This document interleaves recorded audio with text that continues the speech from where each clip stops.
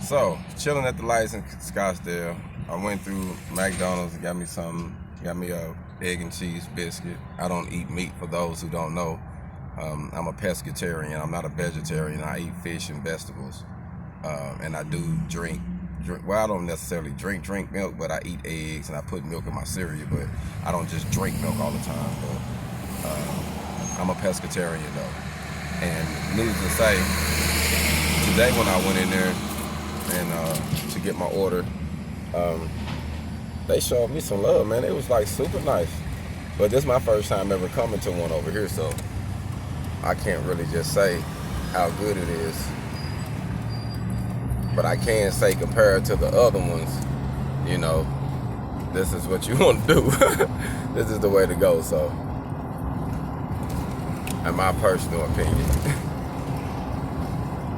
Hope y'all out there having an awesome day on this Friday. It's nice out here, man. On my end, I'm trying to get to the bag. You know what I mean? Trying to get the money together. So, I can do a couple more power moves. Y'all be blessed. Hold on.